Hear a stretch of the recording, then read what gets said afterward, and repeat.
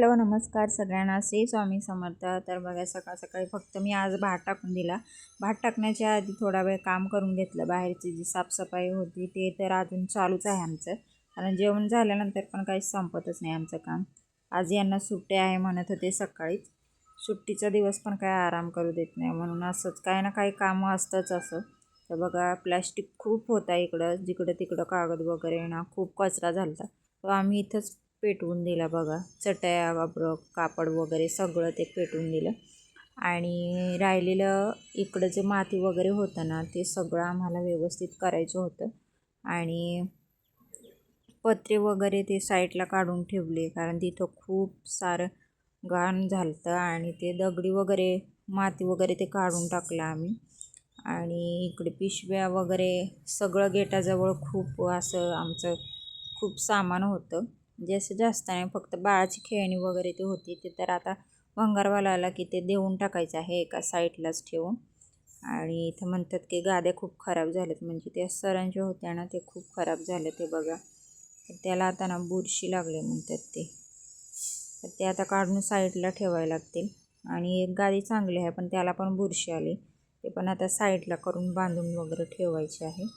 तर हे सामान कंपनीचं असतं भाड्याने। आणि तिकडं जे बघा बाळाची खेळणी वगैरे आहेत ती भंगारवाल्याला देऊन टाकायचे आहेत, बॉक्स वगैरे ते। तर कधीपासून ना भंगारवाला आलाच नाही, ते द्यायचं सामान राहूनच गेलं। आणि ते बघा बुरशी लागली, पांढरं झाले, तर आता ती काही ठेवून काही फायदा नाही, खूप खराब होईल ती आता, भिजेल पावसानं, कारण आधीच ती ऑलरेडी भिजलेली आहे आणि खूप जड आहे। आणि ते मला म्हणत होते की मला तर उचलता येतच नाही, एवढी जड आहे। आणि त्याचा खूप वास पण यायला लागला, बारीक बारीक कीटं पण झाले त्याला। तर आता ती बांधून साईडला ठेवायला लागेल, आणि खूप त्याला ऊन लागतं तेव्हा ती सुकेल। आणि आता असं सामान वगैरे काढायचं घेतलं आहे, आणि तिथं कोपरा जो आहे तो एकदम क्लीन करायचा आहे। आणि काहीच म्हणजे असं अडथळा होईल असं नाही ठेवायचं आहे सामान, हे सगळं भंगारवाल्याला देऊन टाकायचं आहे।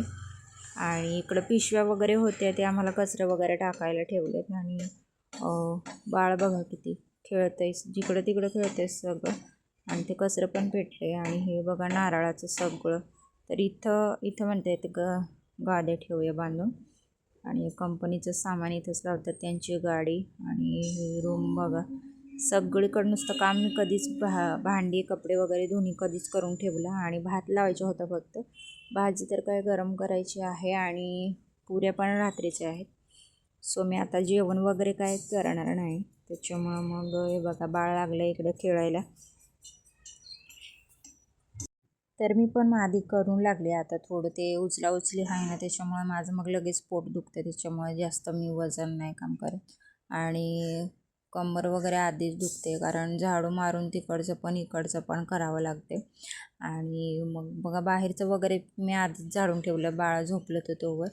तर आता सगळं एकदम व्यवस्थित पुसून वगैरे घेतलं। आणि भात बघा आता झालेला आहे, त्याच्यावर झाकण ठेवून परत आता यांना काहीतरी काम करून लागावं लागेल। आणि बाळ तर आता खूप कंटाळले, त्याला झोपी घालेन म्हणजे काहीतरी खाऊ घालेन, अंडे उकडून ठेवले, परत तिला फ्रुटी घेऊन आले, तिचे पप्पा फ्रुटी पिले, एक कॅडबरी खाली आणि दूध पिलं, असंच तिचं चालतं। जेवण डाळ भात वगैरे अजिबात खात नाही, तिला किती पण करून दिलं चपात्या वगैरे तरी खातच नाही, मग काय मी बनवतच नाही। कधी कधी असं बनवते, जबरदस्ती चारून बघते थोडं थोडं, तरी खातच नाही। रोज दिवस तर चपाती आमच्याबरोबर खाते, म्हणजे दही असलं ना मग खाते। तर इथं बघा गाद्या ठेवून दिल्या, आणि ज्वारीचे बघा झाडं उगलेत मस्त मोठमोठे, म्हणले राहू द्या, एवढे मोठे वाढलेत तर उपटून नको टाकायला, साईडचं गवत वगैरे टाकलं उपटून, आणि ते मस्त मोठे झाले त्याच्यामुळे ते ठेवून दिलं। आणि इथं नारळाचं बघा, त्याला नारळाचं हे करून टाकलं। आणि इकडं आता चाललं आहे माझं उचली, थोडं सामान मी उचललं, आणि त्याने राहिलेलं ते कापड वगैरे घडी घालून ठेवायची होती, ती घडी घातली। तर बघा आमचा अवतार कसा झाला आहे, टिकली नाही काय नाही, तसंच कामाच्या मागं, सकाळपासून आम्ही कामाच्याच मागं आहोत। आणि सुट्टी असली ना की काय ना काय आमच्या मागं काम चालूच असते। तर रुद्राक्षी बघा खेळायला लागली, आणि इकडं पेरू वगैरे आता नाही आहेत, आता कारण पाणी पडते आणि त्याच्यामुळे पेरू छोटे छोटे पण त्याला कीड लागले। तर चला बाय बाय, पुढच्या व्हिडिओमध्ये भेटूया।